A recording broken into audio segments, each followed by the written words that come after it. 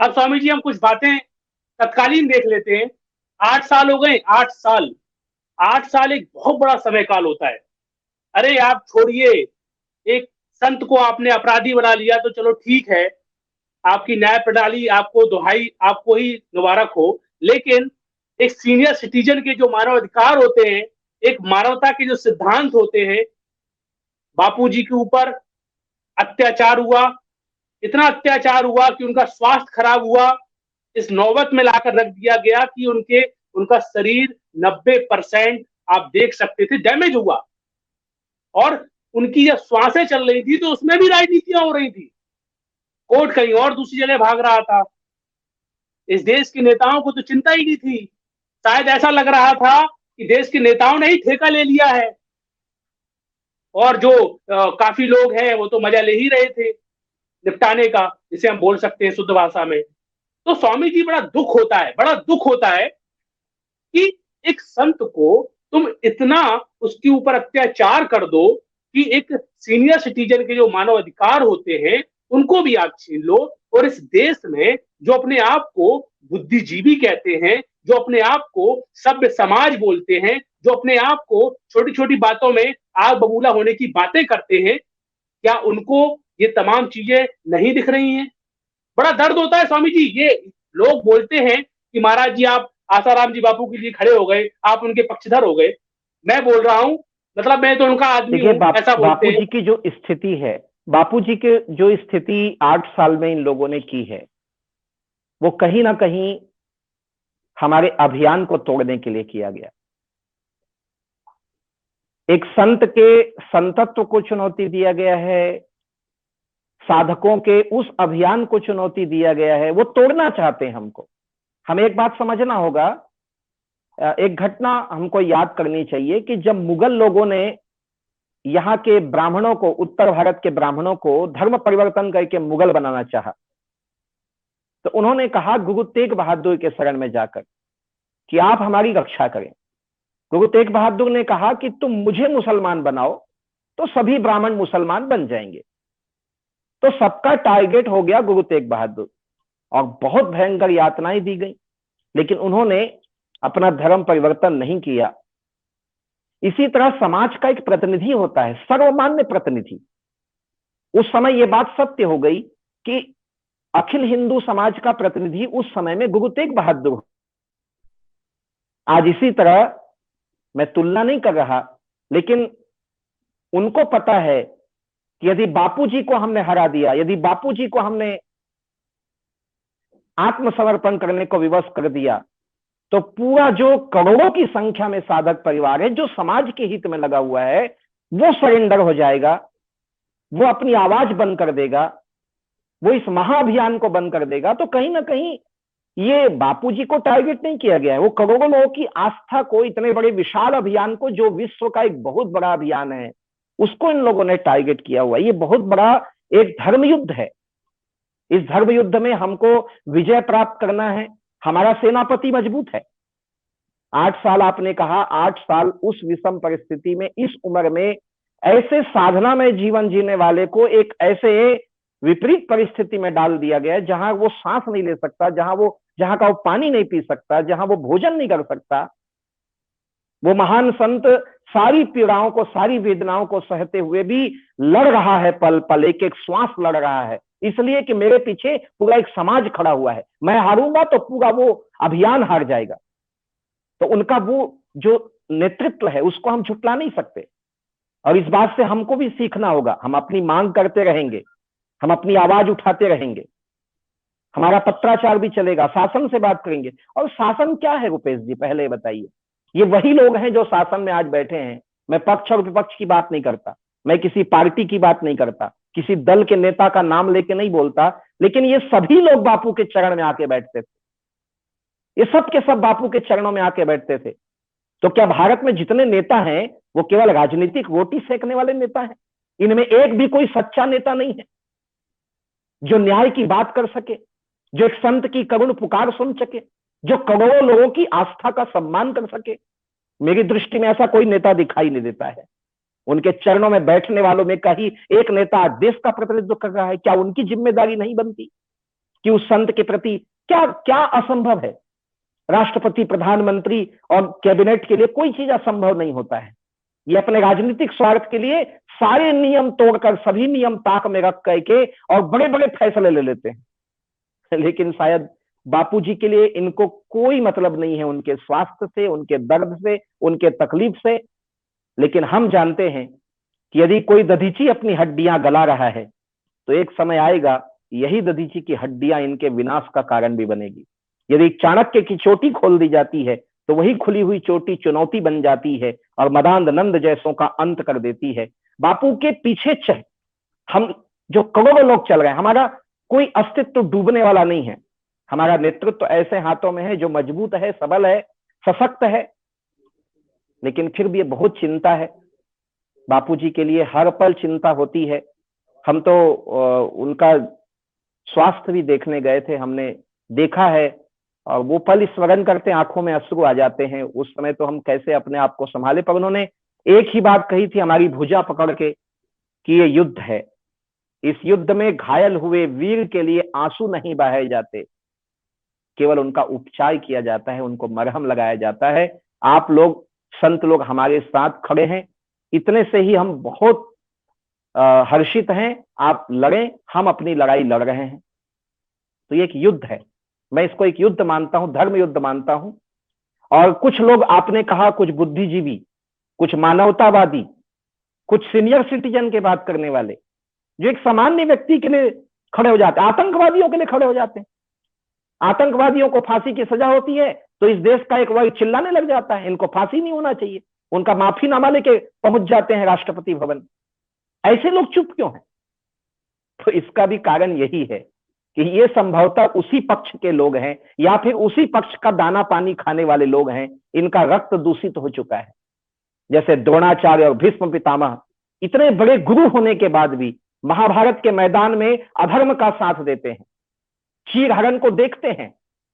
अंत में जब सरसैया पे भीष्म पितामह को देख के द्रौपदी मुस्कुराई तो भीष्म पितामह ने कहा था कि आप क्यों मुस्कुरा रहे हैं? द्रौपदी ने कहा, आज बड़ी बड़ी ज्ञान की बातें करने वाले पितामह, आपका ये ज्ञान उस समय कहां चला गया था जब भरे दरबार में मेरा चीरहरण किया जा रहा था? तो स्वयं भीष्म पितामह ने कहा कि ये पाप का अन्न खाने का परिणाम है। तो ये सब पाप खाने वाले और पाप में जीवन जीने वाले लोग हैं। इनके ना वचन में कोई दृढ़ता है, ना इनके कर्म में कोई स्थिरता है। तो ऐसे लोग चिल्लाते हैं, लेकिन पापियों के लिए, अधर्मियों के लिए इनके पास आवाज नहीं है। आज बापू के लिए, एक संत के लिए आवाज नहीं है। चोटी आपने स्वामी जी बहुत बड़ी बात कर दी। आपने बोला कि जब चोटी चाणक्य की खोल दी जाती है और दधीची ऐसे ऋषि की जब हड्डियां एक वज्र के रूप में समाज के रक्षक बन जाती है, वैसे ही आपने स्वामी जी उदाहरण दिया कि संत आसाराम जी बापू जब मैं मिलने गया था तो उन्होंने बोला ये धर्म युद्ध है। स्वामी जी, ये समय आने वाला बड़ा दर्दनाक दिख रहा है। जिस तरीके से भारत देश में जो अत्याचार हो रहा है और लोग सोच रहे हैं कि हम श्वास जो ले रहे हैं बहुत ही सुकून की श्वास ले रहे हैं, स्वामी जी बहुत बड़ी गलतफहमी में है ये लोग। क्योंकि इनके ऊपर जो इनके आका बैठे हुए हैं वो भारत को किस दिशा की ओर लेकर जा रहे हैं, शायद इसका ज्ञान यहाँ की जनता को कब होगा, इस बात का बड़ा दुख होता है स्वामी जी। आज जो अत्याचार हो रहा है खुलेआम, इसकी आहें कहां जाएंगी? जो ताकतें इस भारत देश में ये षड्यंत्र करवा रही हैं, इस देश में एक एक स्वाभिमानी व्यक्ति को बीन बीन कर मारा जा रहा है, कुछ लोगों को सलाखों के पीछे धकेल दिया जा रहा है, तो कुछ लोगों को दमन कर दिया जा रहा है। इस देश से बीन बीन कर स्वाभिमानी लोगों को खत्म कर दिया जा रहा है और इस देश को किस ओर लेकर जाया जा रहा है। और फिर भी हमारे देश के बुद्धिजीवी लोग बड़े शांति से मूक बनकर बैठे हुए हैं कि हम बच जाएंगे, हम बच जाएंगे। बड़ा दुख होता है स्वामी जी। आने वाले समय की ओर थोड़ा दृष्टि डालिए। हम संतों से ये बातें इसीलिए पूछते हैं क्योंकि संत का हृदय भगवान से सीधा जुड़ा रहता है और आने वाले संकट को जो आपके हृदय से जो बातें निकलेगी उससे शायद समाज के लोग जाग जाएं या बचने का कुछ उपाय खोज लें। इसीलिए हम संतों के पास बार बार इन तमाम मैटर को लेकर जाते हैं और समाज के लोगों के लिए एक उदाहरण रखते हैं। स्वामी जी, आप बताइए आने वाला समय क्या दर्दनाक होगा। आपका हृदय क्या बोलता है? देखिए रुपेश जी, सबसे पहली बात तो ये कहूंगा कि हमारे सोचने से इस सृष्टि में कुछ भी नहीं होने वाला है। हमारी सोच हम तक सीमित होती है। आपने कहा कि संत का हृदय परमात्मा से जुड़ा होता है, इसलिए उसके द्वारा परमात्मा की आवाज सुनाई देती है। तो मैं परमात्मा के दूत के रूप में ही कहूंगा, एक संत के रूप में कहूंगा। षड्यंत्रकारी रावण जैसे हो जाएं, कंस जैसे हो जाएं, जब ऐसे ऐसे लोगों की नहीं चली, तो फिर ये जो छोटे छोटे लोग हैं इनका तो चलेगा नहीं। और रही बात कि आगे का दृश्य क्या होगा, तो ऐसा नहीं है कि कष्ट पहली बार संतों को भोगना पड़ रहा है। सदा से संतों को ही टारगेट बनाया गया। आप 5 करोड़ वर्ष पुराना वेद पढ़ लीजिए, लाखों वर्ष पुराना पुराण देख लीजिए, शास्त्र देख लीजिए, सभी में कथा ही यहीं से प्रारंभ होती है कि दानव संतों को सताते हैं, संतों पे आक्रमण करते हैं, संतों के आश्रम जलाते हैं, गायों को मारते हैं। यहीं से कथा प्रारंभ होती है। तो संत सदा से कष्ट सहता आया है, लेकिन इसका मतलब नहीं कि संत के कष्ट का कोई मोल नहीं है, उसका कोई माई बाप नहीं है, उसका सुनने वाला नहीं है। ये प्रकृति जवाब दे रही है। आज ये विश्व का समीकरण बदल रहा है। आज कोई व्यक्ति चैन से नहीं जी रहा है, हर आदमी डर में जी रहा है। सबको डर है, प्रकृति से डर है, पानी से डर है, धरती से डर है, यहाँ की हवा से डर है। आदमी डरा हुआ है कि पता नहीं कहां वायरल इन्फेक्शन हो जाए, कहां हम संक्रमित हो जाएं। आपकी प्रकृति आपका साथ नहीं दे रही। ये प्रमाण है कि आपका पाप का घड़ा भर चुका है। ये प्रमाण है कि आपने अधर्म किया है, आपने अन्याय किया है, गलत किया है। आपने गाय काटा है, आपने संतों को मारा है, आपने निरपराध लोगों को जेल में ठूसा है। राजनीतिक रोटी सेकने के लिए आपने इस देश के भविष्य को खतरे में डाल दिया है। ये इसका प्रमाण है कि आप कितना भी कर लो, उसको कंट्रोल नहीं कर पा रहे हो, ना कर पाओगे नहीं। क्योंकि पाप का एक ही उपाय होता है, प्रायश्चित। जब तक प्रायश्चित नहीं करोगे, हम भारत के सर्वोच्च सत्ता से भी ये कहना चाहेंगे कि प्रायश्चित कीजिए। अपराध हुआ है आपसे, आपने गंगा को दूषित किया है, शुद्ध कीजिए। आपने गायों की हत्या करवाई है, गायों की हत्या बंद करवाइए। और आपने पूज्य आसाराम बापू जैसे संत को जेल में डाल के सताया है, वो तो क्षमाशील हैं, वो 8 साल बाद भी क्षमा कर देंगे। लेकिन आपका काम है कि शरण में तो आओ, अपने अपराध को मानो तो, और उस अपराध का प्रायश्चित करो। सब कुछ ठीक हो सकता है, और तुम नहीं करोगे तो भी होगा। रावण यदि राम के शरण में आ जाता तो भी सब ठीक हो सकता था, लेकिन राम ने रावण को हटा के ठीक किया। इसी तरह तुम आज शरण में आते हो, अपने पाप का प्रायश्चित कर लेते हो, अपना सुधार कर लेते हो, तो सब ठीक हो जाएगा। और यदि ये नहीं करोगे, यदि ऐसा आपने नहीं किया, तो तुम्हें जड़ से उखाड़ करके फेंक दिया जाएगा और ठीक किया जाएगा। यही परासत्ता, परम सत्ता और परमात्मा का कार्य है, और वो जरूर होगा। आपने कहा कि गाय के का नस्ल बिगाड़ा जा रहा है, और गाय का नस्ल बिगाड़ के हमारे खान पान के साथ, स्वास्थ्य के साथ, पूजा पाठ के साथ खिलवाड़ किया जा रहा है। मुझे तो आश्चर्य होता है, जिन भारत के बुद्धिजीवी पर आपने प्रश्न उठाया कि वो भारत के बुद्धिजीवी वर्ग चुप क्यों बैठे हैं इतने बड़े बड़े षड्यंत्र होने के बाद। एक बहुत बड़ा षड्यंत्र हो रहा है वर्तमान समय में। केवल गायों के नस्ल को नहीं, मनुष्य के नस्ल को बिगाड़ा जा रहा है।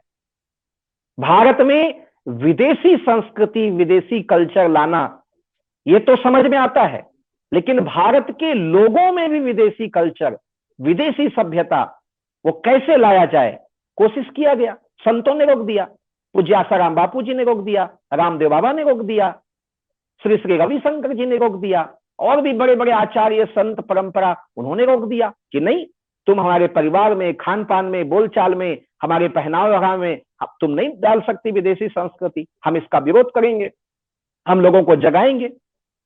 हम ही घूम रहे हैं गांव गांव, लोगों को जगा रहे हैं। तो अब इन लोगों ने स्वास्थ्य का बहाना करके एक एक व्यक्ति को पकड़कर उनके अंदर ऐसा जिन्स बैठाने का कार्य शुरू कर दिया है, आने वाली सभ्यता और संस्कृति में आपका कल्चर नहीं बचेगा, आपका स्वभाव नहीं बचेगा। जो स्वभावगत हमारे भीतर है उसको भी नष्ट करने का एक बहुत बड़ा षड्यंत्र चल रहा है।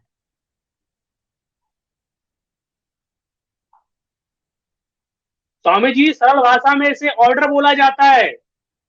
जो विदेश के आका लोग जो ऑर्डर भेज रहे हैं पूरे विश्व में अप्लाई एक साथ होगा। तो हमारे देश के नेता तो खुलेआम बोलने लगे हैं कि हमारे आका नहीं तो बहुत बड़ा एक ऑर्डर आने वाला है, उसके तहत आपको एक नई चीज दी जाएगी। बड़ा दुख होता है स्वामी जी, संस्कारों की लोग बात करते हैं कि संस्कार आएंगे आएंगे आएंगे। आज तो ऐसी नस्ल में लोगों को खड़ा कर दिया गया है कि संस्कार तो बहुत दूर की बात हो गए। जो इनको लगाया जाएगा शायद पता नहीं इनके अंदर दैवी गुण उत्पन्न होने की जगह असुरी गुण उत्पन्न होंगे। और ऐसा आप हॉलीवुड की फिल्मों में आप देख सकते हैं स्वामी जी, जैसे कुत्ते की तरह एक दूसरे को काट के मरते हैं लोग। कभी कभी तो ऐसा लगता है कि ये लोग जो करना चाहते हैं लोगों को आपस में जी बिल्कुल इस टाइप का शिकार बनाकर खत्म करना चाहते हैं। जी, यही भविष्य में आपसे सुनना चाहता था स्वामी जी। और आज इतने बड़े खतरे को आसानी से लोग देख रहे हैं, सुन रहे हैं और अपने रक्षक उन लोगों को मार रहे हैं जो इनको मारने के पीछे पड़े हुए हैं। और जो इनके ओरिजिनल रक्षक हैं उनको तो इन्होंने जेलों के पीछे भेज दिया है। और आप जैसे जो समाज में जागरण का काम करते हैं उनको तो बहुत छोटे किस्म का इंसान समझते हैं ये लोग स्वामी जी। जो आज के जो संत है ना, जो अच्छी विचारधारा लेते हैं, जागरण का काम करते हैं, उनको तो कीड़ा मकोड़ा गिनते हैं ये लोग। फिल्म देख लीजिए आप, आजकल संतों को ऐसा दिखाया जाता है कि सारा बलात्कार करने का ठेका तो संतों ने ले लिया है। कभी कभी तो ऐसा लगता है इनकी फिल्मों को देखकर, जो दर्शक लोग जो देखते हैं, कि बस संतों के पास ही बलात्कार करने का साधन बचा हुआ है और बस वो एक ही काम करते हैं। बड़ा दुख होता है स्वामी जी, जो समाज को जगाने का काम करते हैं उनको किस कैटेगरी में खड़ा कर दिया। जो समाज को जगाने का काम करते हैं उन्हें सलाखों के पीछे कर दिया, और जो समाज को खत्म करने का काम कर रहे हैं उनको आदरणीय बोला जा रहा है। बड़ा दुख होता है स्वामी जी। देखिए रुपेश जी, ये उनकी दृष्टि है। कई बार मुझे भी लोग कहते हैं कि ऐसा ऐसा लोग कर रहे हैं, ऐसा, ये उनकी दृष्टि है। इस संसार में उनकी दृष्टि कभी नहीं चलेगी, उनका मानना कभी नहीं चलेगा, क्योंकि हम अच्छी तरह जानते हैं कि जो ऊपर वाले की सृष्टि है और उसकी दृष्टि है वही यहां चलेगी, वही यहां सदा चली है। ये कितना भी समूह बना ले, है ना, कहते हैं कि जुगनुओं का 1 करोड़ जुगनू भी एक जगह इकट्ठा हो जाए तो भी सूर्य का मुकाबला कभी नहीं कर सकते। सत्य जो है वो सूर्य है, संत जो है वो सूर्य है, वो जहां रहेगा चमकेगा। उसका प्रकाश इतना प्रबल होगा कि इन सब की आंखें चौंधिया जाएंगी। तो 1 करोड़ क्या 10 करोड़ क्या, पूरी जुगनू इकट्ठा होने दीजिए, सूर्य सूर्य रहेगा। इनके बोलने से, इनके चिल्लाने से सत्य कभी बदलने वाला है नहीं।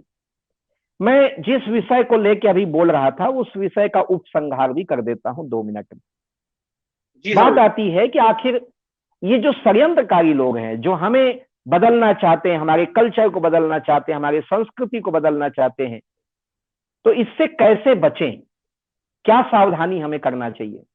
क्योंकि हम बोल के तो चले जाएंगे, लेकिन जो सुनने वाले वो सोचते रहेंगे कि इसका तो हमें रास्ता नहीं बताया गया, कि भाई ठीक है षड्यंत्र तो हो रहा है, विदेश से हो रहा है, देश से हो रहा है, कोई कर रहे हैं, हमारे ऊपर हो रहा है, हमारे साथ खिलवाड़ हो रहा है, बचे कैसे इससे? 2-3 बातें हैं। सबसे पहली बात, भगवत गीता में भगवान श्री कृष्ण ने कहा, सर्वमान्य ग्रंथ है भगवत गीता, सबको मानना चाहिए। भगवत गीता में भगवान श्री कृष्ण कहते हैं व्यर्थ चेष्टाओं का जीवन में अभाव होना चाहिए। व्यर्थ चेष्टा मत कीजिए। आज से कसम खाइए, आज से एक नियम बनाइए कि जो चीज मुझे व्यर्थ लगे मैं नहीं करूंगा। पेट भरता है, दाल रोटी सब्जी से भर जाता है, सादा भोजन से भी हम तृप्त हो जाते हैं, तो फिर बाजारवाद की ओर क्यों जाना? बाजार के सड़े गले चीज क्यों खाना? पिज्जा बर्गर क्यों खाना? विदेशी कंपनियों का प्रोडक्ट क्यों लेना? जब गांव की हरी सब्जियों से काम चल जाता है तो फिर सुपरमार्केट में केमिकल डाल के रखे हुए सब्जियों को क्यों लेना? यदि आप नेचुरोथेरेपी से ठीक हो सकते हैं, आपको खांसी सर्दी हुई है, आप जब अदरक, लौंग, काली मिर्च, तुलसी पत्र, दालचीनी, इलायची, सौंठ, इनसे ठीक हो सकते हैं, भाप लेके ठीक हो सकते हैं, तो इतनी इतनी दवाइयां क्यों खाना? व्यर्थ चेष्टाओं का अभाव, जो चीजें फालतू लगती है छोड़िए उसको। जिन चीजों के बिना हम जी सकते हैं, आदत डालिए उनके बिना जीने का। जरूरी नहीं कि 2 घंटा मुझे टीवी देखना है तो देखना है, उसके जगह स्वाध्याय कीजिए, उसके जगह अच्छे ग्रंथ पढ़िए, उसके जगह कुछ अच्छा चिंतन कीजिए, कुछ लिखने का प्रयास कीजिए, सोचने का प्रयास। हम बच्चों से भी कहते हैं, अपने बच्चों को ही बताइए कि यदि प्रतिदिन का 2-3 घंटे वो गेम खेलते हैं मोबाइल में, तो वो 2-3 घंटे कुछ सीखने में लगाएं, उसी मोबाइल से सीखें। आज देखिए मोबाइल के माध्यम से हम आपके साथ जुड़े हुए हैं, ये भी तो एक उपयोग है मोबाइल का। 2 साल से मैं ऑनलाइन सत्संग चलाता हूँ। सुबह 10 बजे से 11 बजे हमारे साथ हजारों लोग जुड़ते हैं अपना प्रश्न लेकर हमारे नंबर पर। और वही कारण है कि आज छत्तीसगढ़ और छत्तीसगढ़ के बाहर के भी लाखों लोग हम जुड़े हुए हैं एक साथ, हम अलग नहीं हुए, हम बिखरे नहीं। तो ऐसा उपयोग बच्चों को बताएं। तो हर जगह पे जब कोई काम करना हो, कुछ सोचना हो, कुछ बोलना हो, कुछ खाना हो, हर जगह आप सोचिए कि ये चीजें यदि व्यर्थ है तो इसको मैं त्याग देता हूं। इसमें पैसा भी खराब होता है, मेरा दिमाग भी खराब होता है, मेरा समय भी खराब होता है। ऐसी चीजों को त्यागते जाए, अपना समय बचाइए, पैसा बचाइए, विचार बचाइए, विवेक बचाइए, संस्कार बचाइए। अब बर्थडे है, हैप्पी बर्थडे मनाना है, जरूरी थोड़ा है केक काटना है, लाखों रुपए खर्चा करना है, डीजे लगाना है, पार्टी देना है। इसके जगह में तिलक लगाएं, दीप जलाएं। हमारी भारतीय संस्कृति है, हमारी परंपराएं हैं। देखिए अब कोई हमारे पूज्य आसाराम बापू जी के द्वारा जो संस्कार पूरे विश्व को दिया गया कि वैलेंटाइन डे ना बना करके मातृ पितृ पूजन दिवस मनाना है, क्रिसमस नहीं मना के तुलसी पूजन मनाना है, हैप्पी बर्थडे में केक नहीं काटना, मोमबत्ती नहीं बुझाना, इसके जगह दीप जलाना है, गायों को रोटी खिलाना है। बहुत सारे संस्कार दिए गए हैं। इन सभी संस्कारों को प्रतिष्ठापित करने के लिए आवश्यक है कि हम व्यर्थ का चिंतन, व्यर्थ का संभाषण, व्यर्थ का खर्चा, व्यर्थ का भोजन, व्यर्थ का सब छोड़ें। ये गीता का सूत्र है, मैं नहीं कह रहा। व्यर्थ चेष्टाओं का जीवन में अभाव करें और दीर्घ सूत्री बने। दूसरी बात है दीर्घ सूत्री बनना। जो काम 5 मिनट में हो सकता है तो उसे 15 मिनट में क्यों करना? जो काम 1 घंटे में हो सकता है तो उसके लिए 5 घंटे क्यों लगाना? हमारी माताएं बहनें रसोई में जाती हैं तो 2 घंटे काम करती हैं। प्रयास कीजिए आधे घंटे, 1 घंटे का काम करें, 1 घंटे बचाएं। वो समय समाज के लिए, चिंतन के लिए, स्वाध्याय के लिए, आत्म कल्याण के लिए। लोग कहते हैं समाज के लिए सोचने का समय नहीं है, गाय के लिए सोचने का समय नहीं है, संतों के लिए सोचने का समय नहीं। क्यों? क्योंकि तुमने अपना सारा समय फालतू चीजों में लगा दिया है, मनोरंजन में, टाइम पास में, गपबाजी में, झूठ बोलने में, इसमें लगा दिया है। वो सब टाइम को बचाइए, इकट्ठा कीजिए। ये बहुत कीमती चीज है जीवन का एक एक पल, और इसको समाज के, देश के, राष्ट्र के सबके चिंतन में लगाइए। हम बच सकते हैं। नेचुरोथेरेपी अपनाएंगे बच जाएंगे, अपने स्व संस्कार अपनाएंगे बच जाएंगे, संतों के संदेश को सुनेंगे और उसके अनुसार चलेंगे बच जाएंगे। कुछ नहीं तो जो हमारे पुरखे पूर्वज, माता पिता, दादा दादी, नाना नानी ने किया, उसी चीज को भी अपना के हम चलें, प्रकृति के साथ चलें, तो चाहे षड्यंत्रकारी कितना भी षड्यंत्र कर ले, हमें अगर कुछ भी नहीं होगा। मथुरा बिगड़ेगी तो वृंदावन बना लेगा, वृंदावन बिगड़ेगा तो फिर मथुरा को कोई नहीं बना सकता। तो हम लोग वृंदावन और मथुरा वाले हैं। हम लोगों को यही सोचना है और ये सोच करके बहुत सावधानी से फूंक फूंक कर एक एक कदम रखना होगा।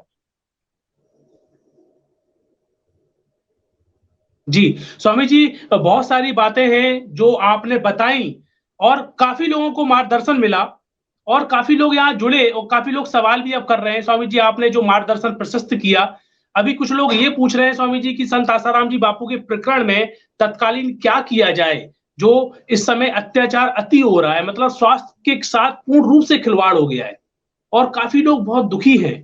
तो महाराज जी आपसे कुछ हृदय वेदनाएं रखकर आपके सामने कुछ सॉल्यूशन मांग रहे हैं, किस दिशा में काम हो और किस तरीके से इसे और अच्छे तरीके से काम किया जाए इस पर।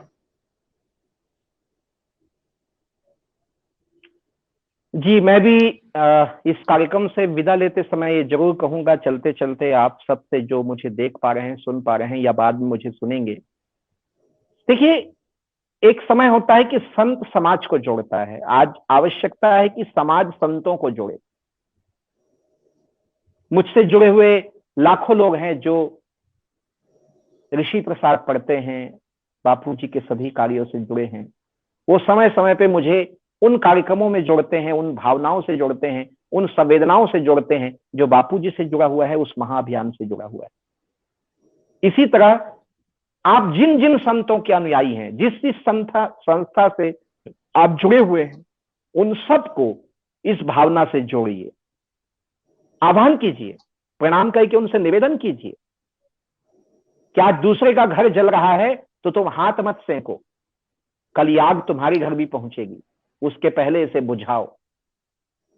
यह हर मठ मंदिर पे आक्रमण है, यह हर संत पे आक्रमण है, यह हर संस्था पे आक्रमण है। अभी हम छत्तीसगढ़ में कुछ सभाएं भी करने वाले हैं, जिन सभाओं में हजारों की संख्या में हमारे लोग जुटेंगे, अलग अलग जगह पर सभाएं होंगी, सभी मत मजहब के संत उस मंच पे आएंगे और सब लोग एक स्वर से ये आवाज उठाएंगे। कहीं ना कहीं संतत्व एकत्रित होना आवश्यक है, कहीं ना कहीं हमारा जो आध्यात्मिक वर्ग है उनको एकत्रित होने की आवश्यकता है, और एकत्रित होकर आवाज उठाएंगे तो हमें पूरी तरह उम्मीद है कि बहुत जल्दी पूज्य बापूजी इस कठिन पीड़ा से मुक्ति पाएंगे, और उनसे भी ज्यादा पीड़ा जो उनको चाहने वाले भोग रहे हैं उनको इस पीड़ा से मुक्ति मिलेगी। तो एक संगठित प्रयास करने की आवश्यकता है, और संगठित प्रयास ऐसा होना चाहिए कि जिसमें कोई भी वर्ग, समाज, संस्था ना छूटे, सबको जोड़ करके कि पीर पर्वत सी हुई अब पिघलनी चाहिए, इस हिमालय से कोई गंगा निकलनी चाहिए। एक ऐसा अभियान हम करें। इसकी शुरुआत तो हम लोग छत्तीसगढ़ में कर ही रहे हैं मिल करके, सब लोग ऐसा सभी प्रदेशों में है और सभी लोग करें, सभी संतों को इसमें जोड़ें, प्रणाम करके, निवेदन करके। वैसे संतों में सब समझ होती है, वो देखते हैं कि समाज जागरूक है कि नहीं। समाज जब जागरूक होकर उनके सामने आता है तो संत उसका प्रणेता बनने को तैयार हो जाता है, उनका नेतृत्व करने को तैयार हो जाता है। सदा से रुपेश जी, पीड़ित समाज का नेतृत्व किसी ने किया है तो वो नेता ने नहीं किया है, किसी अभिनेता ने नहीं किया है। अभिनेता फिल्मों तक, नेता कुर्सी तक, लेकिन संत होता है जो अंत तक समाज को साथ देता है। तो वही हमको करना होगा। जी स्वामी जी, बहुत बहुत धन्यवाद आपका। आज आपने अपना कीमती समय दिया, और तमाम क्रांति योद्धा जो देख रहे हैं, अभी काफी लोग लाइव हैं, बाद में इस वीडियो को देखेंगे, तो स्वामी जी उन तमाम लोगों की तरफ से लोग बोल रहे हैं, स्वामी जी आपको कोटि कोटि धन्यवाद कर रहे हैं, और आपसे भी लोग जुड़े हैं और जुड़ेंगे। स्वामी जी आपके संदेश को लोग जन जन तक पहुंचाएंगे, और क्रांति युद्ध टीम की तरफ से आपका हार्दिक आभार कि आपने अपना कीमती समय दिया। महाराज जी प्रणाम।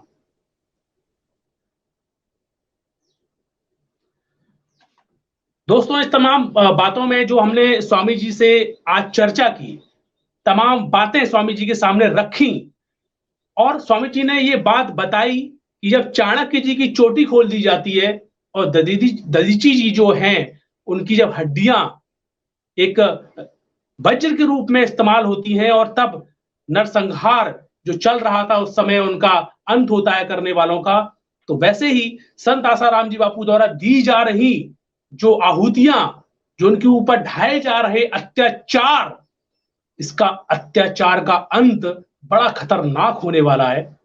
और दोस्तों, जो स्वामी जी ने एक एक करके काफी बातें बताई कि किस तरीके से आपकी जीन को बदला जा रहा है, और आप इनके जो आका बैठे फरमान ऊपर से भेज रहे हैं देश को किस तरीके से किस ओर लेके जाया जाए, तो उसको प्रशस्त कौन कर सकता है। स्वामी जी ने बहुत अच्छी बात बताई कि हमेशा संत समाज का मार्गदर्शन करते रहे हैं।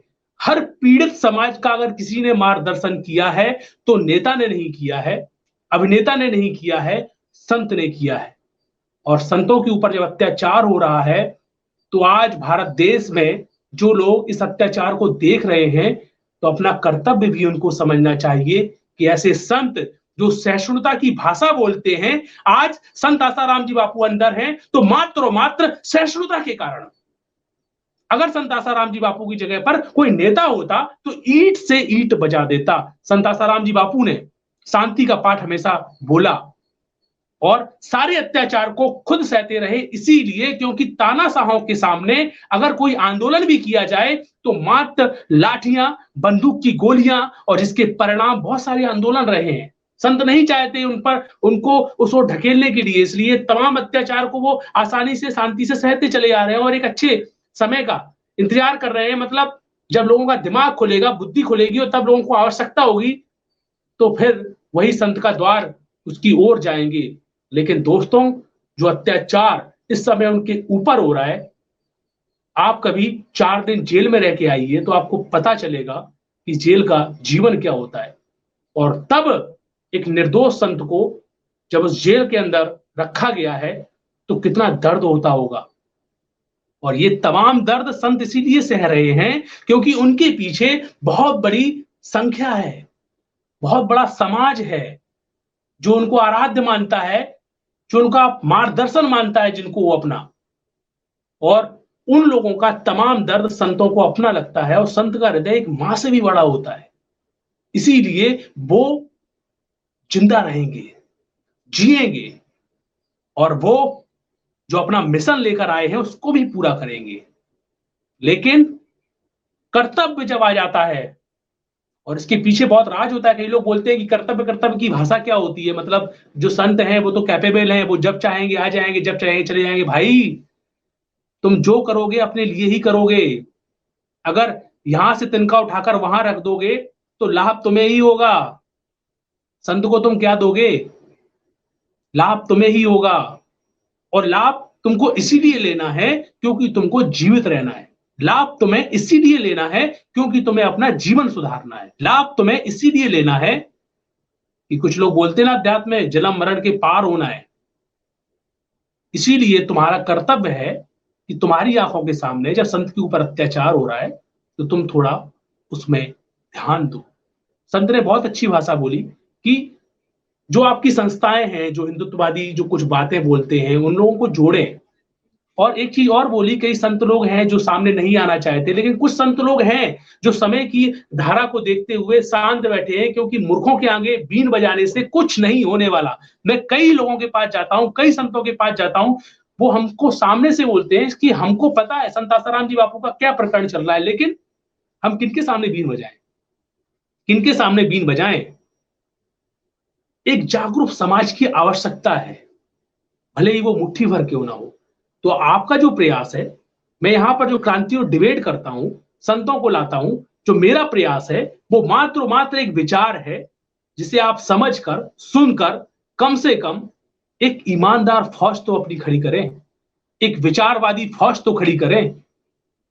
कई लोग होते हैं, कई करोड़ों की तादाद में संत आसाराम जी बापू से बने हुए लोग हैं जो अपना बिजनेस कर रहे हैं, अपने काफी घर वालों को देख रहे हैं, तमाम वृत्तियों में लगे हुए। कई लोग सोच लेते हैं कि संत है वो तो अपने हिसाब से अपना मैटर डील कर लेंगे, वो अपने हिसाब से अपना मैटर डील कर लेंगे, इज कैपेबल।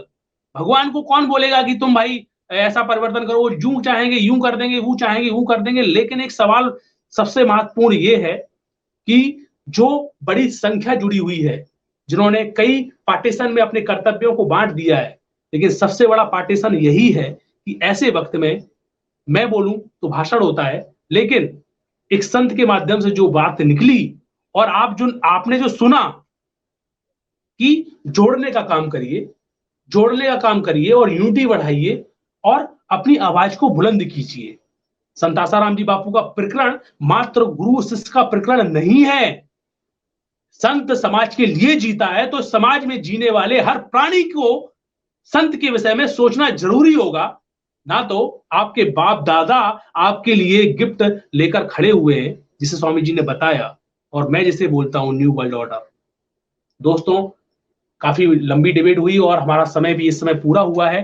फिर से हम नए मेहमानों के साथ आपसे मिलेंगे और हम फिर से नई जोश, नई उमंग और जोशीले वक्तव्य के साथ कई संतों का मार्गदर्शन आपके सामने रखेंगे और क्रांति युद्ध से जुड़े रहिए। दोस्तों, ये चैनल चलाना और इस चैनल में जो कंटेंट जाता है उसके पीछे मेरा एक ही मकसद रहता है कि जो अत्याचार हो रहा है इसको एक मार्गदर्शन की भूमिका मिले। इसीलिए मैं संतों को हमेशा जोड़ने का काम करता रहा हूं और आगे भी ये प्रक्रिया चलती रहेगी। दोस्तों, अगर चैनल जिन्होंने लाइक नहीं किया हो वो लाइक कर लें, और हम हमेशा ऐसा ही कंटेंट बनाने की कोशिश करते हैं जिससे कि आप आसानी से, जो आपके इर्द गिर्द जो हिंदुत्ववादी लोग हैं, जो तमाम लोग हैं, जो आपके दोस्त हैं जो हिंदुत्ववादी बातें करते हैं, उनको आप ये कंटेंट भेज सके। हम इसीलिए ऐसा कंटेंट बनाते हैं। कई लोग ऐसे होते हैं, तुम तो भाई आसाराम के चेले हो, आप वगैरह वगैरह ऐसी बातें बोलते हैं तुम्हारी तो हम क्या सुने, ऐसा ऐसा ऐसा। लेकिन जब उन्हें हम सिस्टमेटिक कोई कंटेंट बना के देते हैं, हम वही कोशिश करते हैं कि जो कंटेंट इस क्रांति युद्ध में दिया जाए वो एक ऐसा कंटेंट हो, तथ्यात्मक कंटेंट हो, जिससे कि आप लोग आसानी से अपने मित्रों को, अपने हिंदुत्ववादी ग्रुपों में और आपके जो जागरूक लोग हैं उनको आप दिखा सकें, दे सकें। तो हमारा ये प्रयास रहेगा, और अभी तक हमारा ये प्रयास रहा है, और आगे भी हमारा यही प्रयास रहने वाला है। अब आज की चर्चा पर विश्राम की ओर हम जा रहे हैं, और दोस्तों फिर से मिलेंगे। अब हमें दीजिए इजाजत। नमस्कार।